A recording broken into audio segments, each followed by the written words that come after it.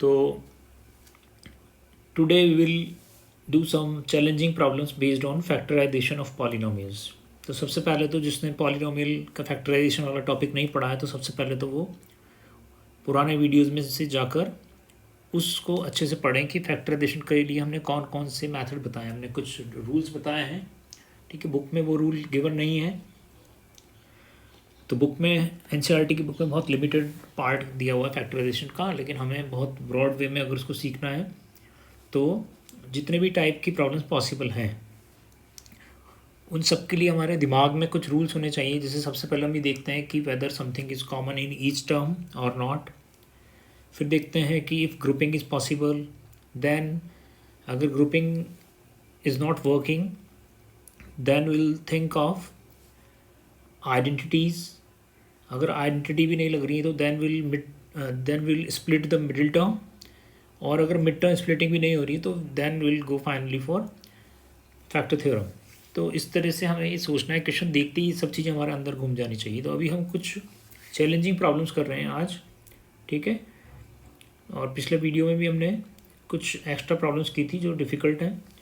तो ये कुछ सिलेक्शन ऑफ प्रॉब्लम्स है जो अब तक की जो डिफ़िकल्ट एग्ज़ाम्स हुए हैं जिन स्कूल्स में, तो वहाँ से ली गई हैं। तो देखो ये बच्चों को इन प्रॉब्लम्स को सॉल्व करने में बहुत दिक्कत आई।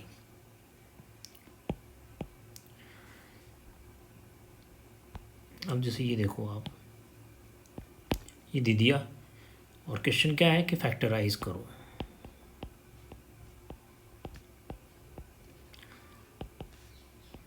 उसने लिख दिया फैक्टराइज। अब हमने जब देखा तो अब क्या करें यहाँ पर कि ये फैक्टराइज हो जाए, क्योंकि ये तो बारात है पूरी। तो देखो सबसे हम तो उसी तरह से सोचेंगे जिस ढंग से हमें सोचना बताया गया है कि क्या हर टर्म में कुछ कॉमन है, is there any common term, ठीक है, common factor in each term. तो हम देख रहे हैं कि यहाँ पे कॉमन नहीं है, सब में तो कुछ कॉमन नहीं है। तो फिर सेकंड जो रूल है वो ये है कि अगर सब में कुछ कॉमन नहीं है तो क्या कुछ ऐसे ग्रुप्स बनाए जा सकते हैं जिनमें कुछ कॉमन हो, ठीक है। Can we make some suitable groups जिनमें कुछ कॉमन हम से ले पाएँ, ठीक है, सब में कुछ कॉमन आ रहा हो। तो ग्रुपिंग का सोचा जा सकता है, ठीक है। तो देखते हैं, ट्राई करते हैं। तो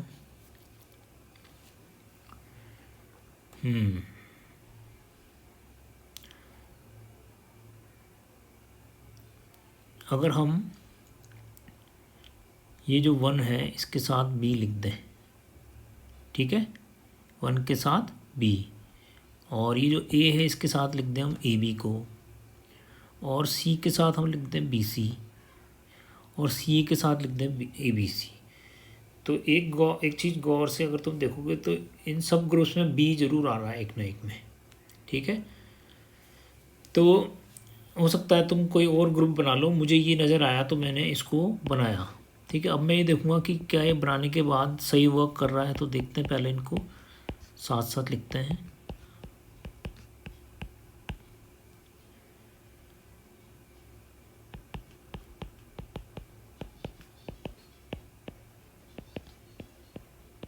ये है, ठीक है। तो देखो इन दोनों में तो कुछ कॉमन नहीं है, 1 और बी में तो इसको तो एज इट इज़ लिख देते हैं अभी। Now what is common, grouping करने का ही देखना है कॉमन क्या है। तो हम देख रहे हैं कि यहाँ पर ए इज़ कॉमन, तो जब हम ए कॉमन लेंगे तो what is left inside the bracket, 1 plus b. A common लिया तो इधर बचा 1 और इधर बी। इधर दोनों में से सी कॉमन लिया बच्चों तो इधर क्या बचा ब्रैकेट में 1 प्लस बी। और ये सी ए और ए बी सी में से कॉमन है सी बी ए और ए बी है, तो यहाँ से हमने सी ए कॉमन लिया। तो इधर बचा बच्चों 1, क्योंकि कुछ भी नहीं बचा अंदर, और इधर बी बच गया तो 1 प्लस बी। तो अब देखो ग्रुपिंग में जब आप नेक्स्ट स्टेप में कॉमन लेते हो तो आपका क्वेश्चन आपने सही किया नहीं किया उसकी पहचान ये है कि जो आपके ब्रैकेट के अंदर जो वैल्यू आ रही है वो सब में सेम होनी चाहिए। तो यहाँ पे सेम आ रही है, इसका मतलब हम ठीक चल रहे हैं। तो 1 प्लस बी जो कॉमन है, सभी ब्रैकेट को हमने बाहर लिया कॉमन लेके। अब क्या बचा, इधर तो बच्चों कुछ भी नहीं था तो हम 1 लिख सकते हैं, तो 1 बचा। इधर 1 प्लस बी लिया तो इधर व्हाट इज़ लेफ्ट ए। यहाँ पे सी और फाइनली सी ए, ये हो गया। ठीक है, तो इस तरह से हमने इसको फैक्टराइज किया। लेकिन अभी हमें ये जब फैक्टराइजेशन हो जाता है तो हमें फिर भी देखना है हमारा जो आंसर आ रहा है लास्ट में कि क्या अभी इसको और फैक्टराइज किया जा सकता है। तो यहाँ पर हम देखें कि फिर से ग्रुपिंग की जा सकती है, तो ट्राई करते हैं। तो यहाँ भी वही, इन दोनों फर्स्ट सेकंड टर्म में कुछ कॉमन नहीं है तो एज इट इज़ लिख देते हैं इसको। और यहाँ दोनों में सी इज़ कॉमन, तो सी कॉमन लिया तो व्हाट इज़ लेफ्ट 1, और इधर क्या बचा ए। ओके बच्चों,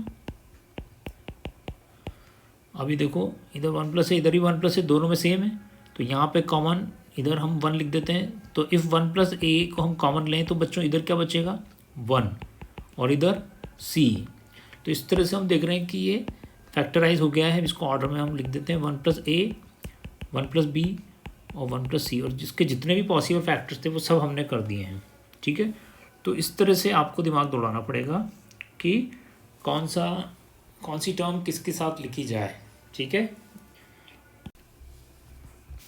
अब ये देखें आप एक और प्रॉब्लम। सो यहाँ पर भी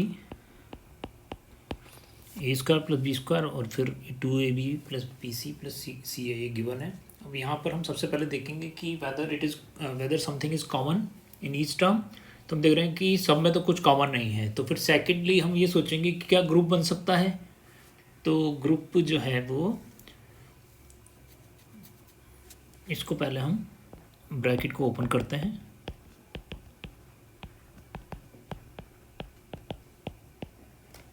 अब देखो ग्रुप जो है वो 4 वाले में बनता है, 6 वाले में बनता है, 8 वाले में बनता है, 5 वाले में तो कैसे ग्रुप बनाएंगे। ठीक है, लेकिन ग्रुप तो ऐसा भी बन सकता है कि एक में 3 आ जाए, एक में 2। तो मुझे एक आइडेंटिटी नज़र आ चुकी है, आपको आ रही है। तो ये देखो आप, इन तीनों में एक आइडेंटिटी हमें दिख रही है और इसमें मुझे कुछ कॉमन नज़र आ रहा है। तो ये ज़रूरी नहीं है कि जो ग्रुपिंग हो उसमें दोनों में ही कॉमन हो, एक में आइडेंटिटी भी लग सकती है और दूसरे में कॉमन आ सकता है। तो ये तो हम पहचानते हैं, A square plus B square plus 2ab, it is nothing but A plus B whole square. Okay, और बाकी जो 2 टर्म हैं उसमें हमें दिख रहा है कि 2c इज़ कॉमन, और 2c कॉमन लिया तो बच्चों क्या बचा, ब्रैकेट में बचा b, और इधर c, ये लो। ठीक है, अब 2c कॉमन लिया, 2c कॉमन लिया तो बचा b प्लस ए, इधर 2c लिया तो b प्लस ए। अब ये देखो इधर भी a प्लस बी, इधर भी a प्लस बी, इधर a प्लस बी की पावर 2, इधर a प्लस बी की पावर 1। जब कॉमन लेते हैं तो लीस्ट पावर लेते हैं, तो हम a प्लस बी रेस्ट्री पावर 1 को हम कॉमन लेंगे। ठीक है, अब जो बचा उसको अंदर लिखेंगे। तो यहाँ 2 पावर थी a प्लस बी की, और उसमें से आपने एक पावर निकाल ली, तो अंदर कितनी बची, a प्लस बी की पावर 1 बची, और इधर a प्लस बी की पावर 1 थी और पूरी की पूरी कॉमन ले ली, तो केवल अंदर बचा 2c। ठीक है बच्चों, a प्लस बी की पावर 1 को हम a प्लस बी लिख सकते हैं, और इधर भी a प्लस बी की पावर 1 है तो वो हो गया a प्लस बी, और ये हो गया 2c, और इस तरह से ये हो गया फैक्टराइज। ठीक है, अब यहाँ पर ये जो प्रॉब्लम गिवन है इसमें हमने देखा सब में कुछ कॉमन नहीं है, तो फिर देखें क्या ग्रुपिंग हो रही है। तो ग्रुपिंग 2 टर्म्स की तो ग्रुपिंग पॉसिबल नहीं हो पा रही है। ठीक है, यानी ग्रुप बना भी देंगे तो कॉमन क्या है, कॉमन भी तो आना चाहिए ना। तो फिर लेकिन यहाँ पर ये 3 से मुझे कुछ लग रहा है, तो इसमें से पहले -1 कॉमन निकालते हैं, तो बचा 1 plus 2p plus P square. ठीक है, अब ध्यान से देखो, this is 1 square and this is P square. So ये हो गया अपना a स्क्वायर और ये हो गया b स्क्वायर, और बीच में अगर आ जाए 2ab तो बन जाएगी आइडेंटिटी। तो इसको चेक करते हैं क्या है, 2ab है तो +2, इधर अपना a क्या है 1, और इधर b क्या है p। तो इस तरह से ये 2 1 जा 2 और p, तो ये 2p आ गया। इसका मतलब 2p को ऐसे लिख सकते हैं 2ab की फॉर्म में, 1 को a स्क्वायर की फॉर्म में लिख सकते हैं और p स्क्वायर को b स्क्वायर की फॉर्म में लिख सकते हैं। इसका मतलब ये a square plus 2ab plus b square की आइडेंटिटी है। ठीक है ना बच्चों, तो इसलिए इसको हम लिख देंगे 1 प्लस p का होल स्क्वायर। चेक कर लो, 1 प्लस p का होल स्क्वायर ये होता है 1 स्क्वायर 1, p स्क्वायर और 2ab में 2 × 1 × p आ जाएगा। तो इस तरह से ये आ गया हमारा 1 प्लस पी का होल स्क्वायर। अब आगे क्या करें, तो फिर से ये डिफरेंस ऑफ टू स्क्वायर की आइडेंटिटी बन गई है। एक्स स्क्वायर को हम लिख देंगे एक्स होल स्क्वायर और 1 प्लस पी का होल स्क्वायर। तो अब ये हो गया हमारा ए स्क्वायर और ये हो गया बी स्क्वायर। सो उसकी आइडेंटिटी होती है ए प्लस बी इंटू ए माइनस बी। तो ये हो जाएगा एक बार प्लस और एक बार माइनस। जब माइनस करेंगे तो साइन क्या हो जाएंगे, चेंज, -1 माइनस पी। तो इस तरह से ये हो गया फैक्टराइजेशन, ठीक है, ग्रुपिंग से, और आइडेंटिटी दोनों ही वर्क कर गए। अभी देखो आप इस टाइप के क्वेश्चन में क्या करते हैं, तो यहाँ पे कुछ कॉमन नहीं है, ग्रुपिंग नहीं हो रही है, आइडेंटिटी भी नहीं लग रही है, ऐसी कोई आइडेंटिटी नहीं है, तो फिर स्प्लिट करके देखते हैं। तो क्योंकि स्प्लिटिंग के लिए जो है फॉर्मेट तो इस टाइप का होना चाहिए, तो ये इसी टाइप का है, ठीक है। तो इसमें हम क्या करते हैं, स्प्लिटिंग में कोएफिशिएंट ऑफ एक्स स्क्वायर और कांस्टेंट को हमें मल्टीप्लाई करना है। स्प्लिटिंग जब भी करें तो एक्स स्क्वायर के कोएफिशिएंट को कांस्टेंट से मल्टीप्लाई करना है, और जो तुम्हें आता है अब उसके फैक्टर करने हैं, ठीक है, जिनसे हमें ये मिड टर्म लानी है। क्या करने पर, यहाँ जो साइन है वो करने पर, हमेशा ये ध्यान रखो, ठीक है। तो यानी अब इस क्वेश्चन के अकॉर्डिंग देखते हैं कि सबसे पहले will multiply the coefficient of x square with constant. First step in splitting, multiply the coefficient of x square with constant. तो इसमें भी हम देख रहे हैं कि रैशनल और इरेशनल दोनों हैं। सो rational should be multiply with rational and irrational with irrational. So 5 × 8, sorry यहाँ 5 है, and √5 with √5। So 5 8 × 40 and √5 multiply हुआ है, √5 इज़ 5। तो ये वी गेट 200 मिलता है बच्चों में। अब यानी फर्स्ट स्टेप क्या है कि multiply the coefficient of x square with constant होगी फर्स्ट स्टेप। सेकंड स्टेप क्या है, ये जो आया प्रोडक्ट उसके ऐसे फैक्टर फाइंड करो जिनसे मिड टर्म आती हो 30, क्या करने पर, प्लस करने पर। अगर यहाँ प्लस है तो प्लस करने पर, और यहाँ माइनस है तो माइनस करने पर। यानी 30 के मतलब हमें 200 के ऐसे फैक्टर करने हैं जिनसे 30 आता हो प्लस करने पर। तो देखो 200 के बहुत सारे फैक्टर होते हैं,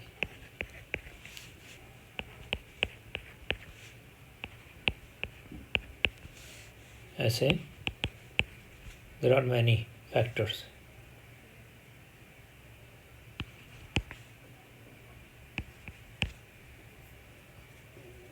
ठीक है।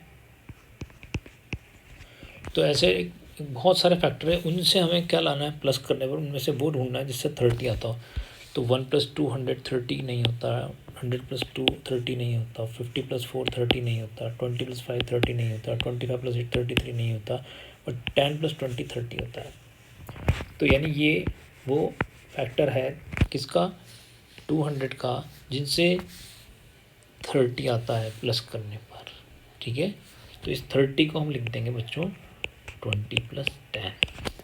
ये जो आया ना ये लिख देंगे, ये 10 + 20 लिख दो। बाहर है x, आगे है 5 √5 एक्स स्क्वायर, पीछे है 8 √5।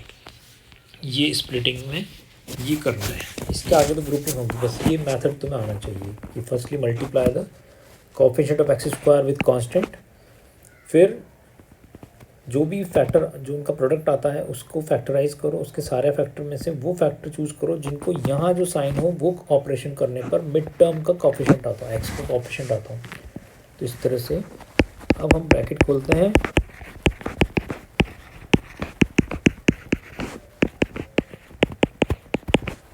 ठीक है। अब कॉमन लिया हमने, ग्रुपिंग करी, अब कॉमन लेंगे। तो देखो 5 4 × 20, तो 5 कॉमन है इधर तो 5 हो जाएगा कॉमन। 5 कॉमन लिया बच्चों, इधर क्या बचा, √5। 5 के साथ साथ हमें दिख रहा है x भी कॉमन है, तो कॉमन इसमें पावर 2 है, इसमें 1 है, तो लीस्ट पावर को लेते हैं कॉमन। तो बच्चों पावर x जो है वो कॉमन आ जाएगा, तो ये 5x कॉमन है।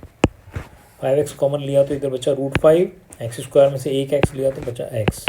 अब 5 की टेबल में 20 आता है बच्चों 4 टाइम, और x तो आ ही गया बाहर। तो इस तरह से ये बचा, ठीक है। अब दूसरे ग्रुप को देखते हैं, तो यहाँ पर 10 है या 8 है या 5 है। तो देखो 5 है रूट में और 10 है 5 इंटू 2, 10 के अंदर भी एक 5 छुप रहा है, ठीक है, और उस 5 के अंदर है √5 दो बार।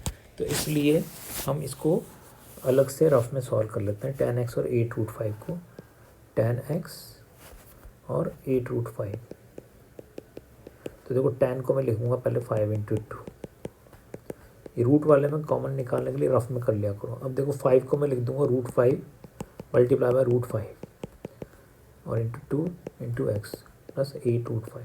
अब देखो नज़र आएगा तुम्हें कॉमन कि 2 कॉमन है, क्योंकि 8 की टेबल में 2 की टेबल में 8 आता है और √5 भी दोनों में कॉमन है, ठीक है। तो एक तो √5 कॉमन लिया हमने और एक 2 कॉमन लिया।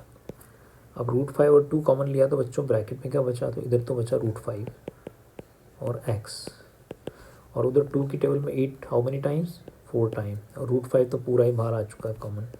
तो ये बचा हमारे पास √5x + 4। इस तरह से हमने 2√5 कॉमन लेना है, ठीक है। तो ये रफ में इस तरह से कर लिया करो कॉमन, ताकि यहाँ पे हम डायरेक्ट लिख दें कि 2√5 और ब्रैकेट में क्या बचा √5x + 4। तो जो डिफ़िकल्ट चीज़ें उसको रफ में सॉल्व कर लो आराम से। अब देखो सेम आ गया ना, तो इसको हम कॉमन लेंगे, इधर बचा 5x, इधर बचा 2√5। तो इस तरह से ये हम फैक्टराइज कर सकते हैं, ठीक है। तो ये स्प्लिटिंग में रूट वाले क्वेश्चन थोड़े डिफ़िकल्ट होते हैं, तो इसकी प्रैक्टिस करनी चाहिए। अब इसको हम देखेंगे कि इस प्रॉब्लम में विच मैथड इज़ सुटेबल। तो common no, grouping no, identity लग सकती है, क्योंकि अभी तक तो कोई स्क्वायर नहीं है, ठीक है। लेकिन अगर मैं एलसीएम ले लूँ, एलसीएम लिया मैंने, तो एलसीएम कितना है 21। तो इधर कुछ नहीं है तो 1 लगाओ। अब 1 की टेबल में 21 आता है, 21 टाइम 21 से मल्टीप्लाई होगा तो आएगा 441। 1 की टेबल में 21 टाइम 21 इंटू 2 होगा 42। 21 की टेबल में 21 1 टाइम 1 इंटू 1 होगा 1। तो एलसीएम तो आता ही होगा तुम्हें लेना। अब ये आया, अब इसमें से मैं ये जो 1/21 आया इसको तो अलग कर लेते हैं, और जो बचा उसको हम न्यूमरेटर में लिख देते हैं, और अब फिर से सोचते हैं। अब इसको देखते हैं। तो देखो बच्चों, यहाँ पर मुझे एक आइडेंटिटी नज़र आ रही है, ये a² हो सकता है, ये b² हो सकता है, और ये हो सकता है 2ab हो जाए। चेक करके देखते हैं। तो देखो 441 बच्चों स्क्वायर होता है 21 का, और x स्क्वायर होता है x का, तो ये हो गया 21x का होल स्क्वायर। 1 स्क्वायर होता है 1 का, माइनस 2 इंटू ये होता है a और ये होता है b, ठीक है। यानी 2 के साथ हमेशा एक तो इधर से लेना है, एक इधर से लेना है, इसको देखना ही नहीं है, केवल ये दोनों देख लो। जब भी ये दो टर्म स्क्वायर हों तो उनको तो होल स्क्वायर बना दो, और बीच में इन्हीं दोनों को मल्टीप्लाई करके लिख दो 2 के साथ। तो हम देख रहे हैं कि यहाँ पर ये 2 इंटू 21 हो गया 42x, तो ये सेम आ गया हमारे पास 42x, ठीक है, ठीक है। तो अब ये देखो, this is an identity, a² + b² minus 2ab, ठीक है ना, ऐसा नज़र आनी चाहिए आइडेंटिटी। और a² - 2ab + b² is equals to a - b whole square. तो यहाँ पे बच्चों a क्या है, a is 21x minus b क्या है, b इज़ 1 होल स्क्वायर। तो इस तरह से ये सॉल्व हो गया, ठीक है, ठीक है। तो बहुत ही डिफरेंट टाइप के हमारे पास क्वेश्चन हैं, और जिसको ये सब करने आते हैं वही कहे कि भाई मुझे फैक्टराइजेशन आता है। केवल एनसीईआरटी करके कुछ बच्चे कह देते हैं हमें फैक्टराइजेशन आ गया है, नहीं, आपको जितने भी फैक्टराइजेशन के 9th के लेवल के क्वेश्चन है वो सब आने चाहिए, ठीक है। क्वेश्चन देखते ही पहचान में आएगा, थोड़ी प्रैक्टिस करनी पड़ेगी, ठीक है, क्वेश्चन देखते ही पहचान में आ जाएगा। अब जैसे यहाँ पर देखो कि मुझे फिर से एक आइडेंटिटी नज़र आ चुकी है कि मैं इसको तो बना दूंगा a² और इसको बना दूंगा b²। तो कोई कहेगा कि ऐसे बना तो दोगे लेकिन बीच में 2ab भी तो होना चाहिए। तो हमें इसकी चिंता नहीं करनी है, ये अपने आप आएगा। आपको बस इसकी चिंता करनी है कि whether these two are square और नॉट, ठीक है। तो इसलिए यहाँ पे हम देखें कि ये मुझे 2 स्क्वायर नज़र आ गए हैं, ये a है और नीचे 2b का स्क्वायर है। तो मैं इसको a/2b का होल स्क्वायर लिख दूंगा, इस तरह से ये जो है, ये देखो ये हो गया मुझे b/3a का होल स्क्वायर, क्योंकि 3 का स्क्वायर 9 होता है और 2 का स्क्वायर 4 होता है, तो मैंने ये लिख दिया। अब कोई कहेगा इसका क्या करोगे, तो मैं इसका कुछ भी नहीं करूँगा, मैं तो इन दोनों के साथ 2 को लिखूँगा, क्योंकि मुझे फॉर्मूला याद है कि a² b² बीच में होता है 2ab। तो यहाँ मेरा a क्या है, मेरा a है फर्स्ट ब्रैकेट के अंदर वाली वैल्यू, और b क्या है, b है सेकंड ब्रैकेट के अंदर वाली वैल्यू। बस मुझे तो इनको देखना है और लिख देना है, इसकी तो चिंता भी नहीं करनी है, इसको तो भूल जाऊँगा मैं है भी कि नहीं है। अब देखो, अब चेक करना है कि ये a से a कैंसिल हो जाएगा, b से b कैंसिल हो जाएगा, 2 से 2 कैंसिल हो जाएगा, क्या बचेगा 1। क्या है यहाँ पर 1, नीचे क्या है 3, नीचे यहाँ भी क्या है 3। इसका मतलब 1/3 को मैं ऐसे लिख सकता हूँ, तो बस हो गया है, 2ab बन गया। इसका मतलब ये 2ab था जो हमें ऐसा दिखाया उसने, एक्चुअल में क्या था, ये 2ab था। ठीक है, तो देखो अब ये जो हमने कैंसिल किया ना, क्योंकि वह कैंसिल नहीं करना है वहाँ, तो बस ये कई बच्चे कैंसिल कराते हैं, कैंसिल नहीं करना है इसको, तुम्हें तो बस 2ab की फॉर्म दिखा देनी है कि भाई ये लग गई आइडेंटिटी। ये हो गया a², ये हो गया b² और ये हो गया 2ab which is equal to a+b²। यहाँ पे a क्या है बच्चों, a हमारा फर्स्ट ब्रैकेट वाली वैल्यू होती है और b सेकंड ब्रैकेट वाली वैल्यू होती है। तो इसको हम बस क्या लिख देंगे अब अगली लाइन में कि a + b² कोई कहेगा कि 2 ये बीच वाला कहाँ गया, तो फिर उससे कह देना कि इस फॉर्मूले में वो बीच वाला कहाँ गया, वहीं पर ये वाला भी बीच वाला चला गया। ठीक है, तो दिस इज a+b²। अब ये देखो भाई, ये एक और आया है, हालांकि ये थोड़ा मतलब उतना डिफ़िकल्ट नहीं है, और डायरेक्टली हमें ये आइडेंटिटी नज़र आनी चाहिए कि difference of 2 square is equal to product of their sum and their difference. ठीक है, तो अब इसको भी हम इस आइडेंटिटी की फॉर्म में जमा लेंगे। तो x8 को हम लिख देंगे x4 का whole square, 1 can be written as 1 square. Now a² - b² is a+b into a-b।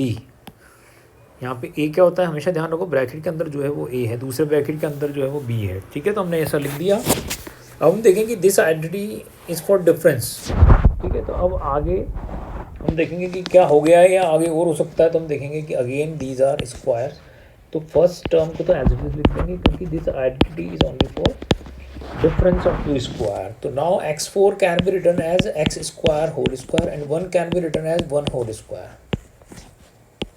Okay, तो अब देखो, तो ये जो a² - b² है इसको हम लगा देंगे a + b into a - b। फिर से ये a² - b² की आइडेंटिटी बन गई, ये a और ये b हो गया, तो फिर हमने लगा दिया। फिर दोबारा देख रहे हैं कि स्टिल ये again it is a square, difference of 2 square. तो क्या इसको दोबारा दोनों को होल स्क्वायर बनाया जा सकता है, तो यस, तो बना दो जब तक बना सकते हो।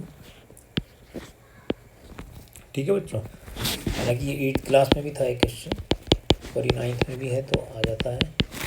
तो a² - b², तो again a + b to a - b। ये a हो गया इस बार, ये b हो गया। अब नहीं हो सकता है क्योंकि अभी ये ब्रेक हो चुका है जितने में होना था। ठीक है ना, अब आगे ये स्क्वायर नहीं है, क्योंकि स्क्वायर वाली आइडेंटिटी वही लगेगी जहाँ माइनस हो, वहाँ नहीं लगेगी जहाँ प्लस हो। ठीक है, तो ये हमने वो चैलेंजिंग प्रॉब्लम्स की है पॉलिनोमियल चैप्टर की फैक्टराइजेशन पे बेस्ड। ठीक है, अभी और भी डिफरेंट टाइप की चैलेंजिंग प्रॉब्लम्स है, वो हम आगे करते रहेंगे। ठीक है, तो इनको हमें करना है। असाइनमेंट में आपको जो फाइल मिलेगी उसमें इस टाइप के दूसरे क्वेश्चन होंगे, वो आपको सॉल्व करना है, क्योंकि प्रैक्टिस करोगे तभी आएगा। ठीक है, तो इनको अगर आपने अच्छे से प्रैक्टिस कर लिया तो फिर ऐसी तुम्हारी स्थिति हो जाएगी कि कहीं से भी उठा के दे दो किसी भी टाइप की प्रॉब्लम और हम वो कर लेंगे, ये कॉन्फिडेंस डेवलप होगा। ठीक है, तो इनको अच्छे से करें